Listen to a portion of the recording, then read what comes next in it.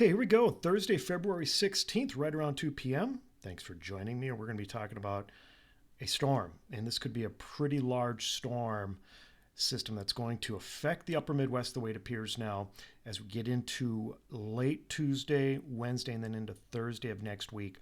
Long ways away. Of course, timing is still way up in the air, but I think we need to start preparing for a pretty significant winter storm here over much of Minnesota and Wisconsin and northern Iowa for that matter as we get into the middle portions of next week. What you're seeing right now is the visible satellite loop, and here comes our flow. Our flow is now out of the northwest, west, and northwest.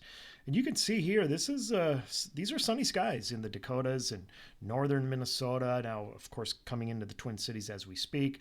This is our air mass for tomorrow, and actually our air mass probably for the weekend too.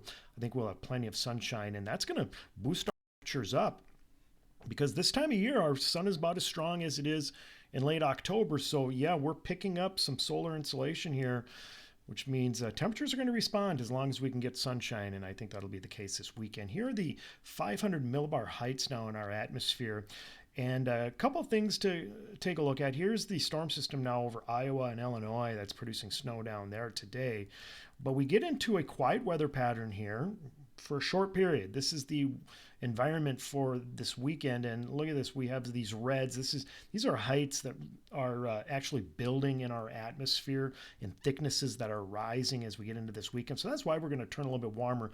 But here comes our first issue as we head into early next week. Now look at what's happening up here in southern Canada. Those are lowering heights.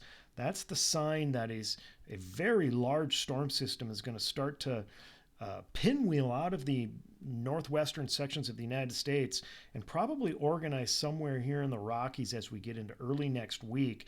I think we're going to get a clipper first, and then we're going to follow it up with a massive storm system. And here it is as you look at the heights. Again, this is a storm manufacturing plant out here in the western sections of the United States, and as this storm system churns, it kicks disturbances northeast, and it looks like a real strong disturbance right here is going to move in to much of the upper Midwest and Great Lakes region as we head into Wednesday and then Thursday of next week. There you can see it, and then our heights again build. But this is a classic signature of a winter storm type setup for the upper Midwest as we head into the middle portions of next week. Here's your jet stream, the river of air, 30 to 35,000 feet.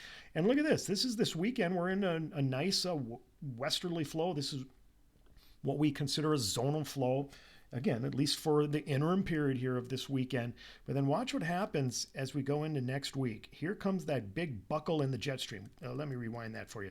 Here's that big buckle in the jet stream. And this is, as I mentioned, a storm manufacturing plant out here in the western half of the United States as a real strong jet streak at about 160 to 180 knots starts to surge east and northeast into the plain states on Wednesday evening.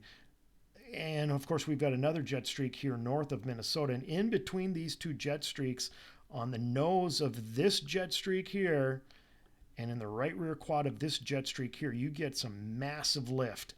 That's why precipitation almost appears to be a lock right now as we head in the middle portions of next week. And what we don't quite know yet is how much cold air is going to be available. But if we look in the lower layers of our atmosphere, this is at about 5,000 feet in our atmosphere. I wanted to show you the reservoir of cold air that's up here in Canada. Look at this.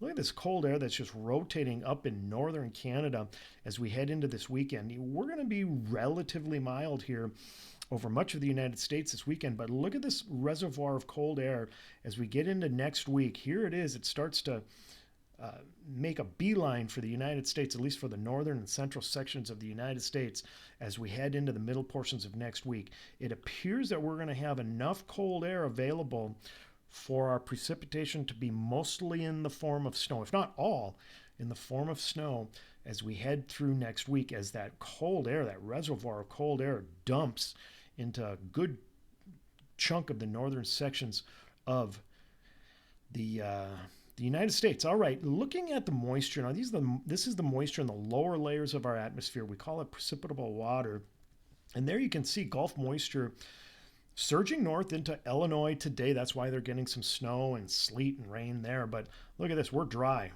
Lots of dry air over us today, and that actually remains to be the case here as we get into this weekend. Quite a bit of dry air. We try to get some moisture, but the Gulf of Mexico, which is, of course, is down here, is closed for business this weekend. However, watch what happens as we get into next week. You can see moisture starting to pool over the Gulf of Mexico, and it's surging north now as we get into Wednesday and Thursday of next week. This is going to be our moisture source, and one of the reasons why we could get a very healthy snowfall over much of Minnesota and Wisconsin as we head into Wednesday, and then as you can see here to Thursday of next week before that system pulls off. But yes, with the setup of this manufacturing plant out here in the western sections of the United States and how it kicks strong storm systems northeast into the upper Midwest, that is the reason why we're going to be able to tap Gulf moisture as we head into a good chunk of next week. Here's your trigger graph, and I can't remember the last time I've had a trigger graph like this, but look at my confidence level already for Wednesday and Thursday of next week. In fact, the snows may start as early as Tuesday evening if everything goes as planned. A long ways away. We're talking a good 5 days or so away yet here. So there are going to be changes, but I think it's important that we start planning for quite a bit of work here as we head into the middle sections of next week. And I don't want to discount this idea of a clipper system for Monday evening. Of course, clippers are notoriously hard to predict because of their narrow bands of snow, but we could easily get an inch or two of snow on Monday afternoon and evening if that clipper tracks perfectly through Minnesota and Wisconsin. But regardless, let's pay close attention to that Tuesday through Thursday time period of next week. All right, that's your forecast. Everybody have a great weekend. We'll send another update for you, a textual update for you tomorrow via email, and then we'll probably have quite a bit for you this weekend and, of course, next week.